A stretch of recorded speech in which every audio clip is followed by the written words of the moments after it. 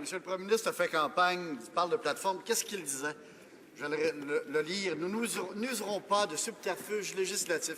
Ben, c'est un constat d'échec, Monsieur le Président, parce que d'ores et déjà, il ne respecte pas ce qu'il avait dit en campagne. Il n'aime pas avoir une opposition forte en avant de lui. Nous, on va continuer à poser des questions. Il disait vouloir donner plus de pouvoir, donner plus de muscles aux parlementaires. Il les muselle plutôt. Monsieur le Président, est-ce que le Premier ministre peut dire aux Canadiens, aux Québécois, pourquoi il fait le contraire de ce qu'il a dit en campagne? Très honorable Premier ministre.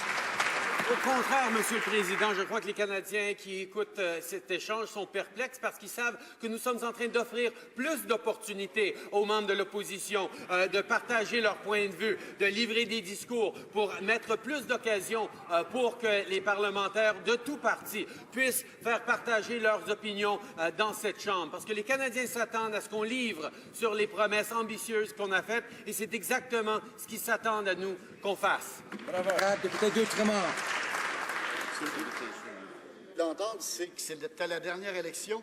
On dit qu'on veut les consulter, mais d'ores et déjà, on a fait des choix, Monsieur le Président. Quand on consulte les Canadiens, on écoute ce qu'ils ont à nous dire et on prend en compte ce qu'ils nous disent. Monsieur le Président, d'ores et déjà, ce premier ministre-là, par ses choix, manque de respect aux membres de la Chambre. Est-ce qu'il va au moins en face de la population canadienne les respecter et leur laisser le droit de voter dans un référendum sur leur avenir?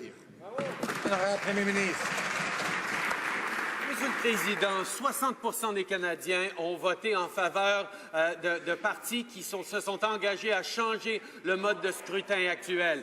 Les Canadiens se sont prononcés très clairement qu'ils veulent que que les dernières élections soient les dernières sous le forme actuel d'élections. Alors, nous nous sommes engagés à consulter avec les Canadiens, à les écouter, à parler de quel genre de démocratie, quel genre de processus qu'ils veulent pour livrer un meilleur gouvernement pour eux. Et c'est exactement ce que nous allons faire.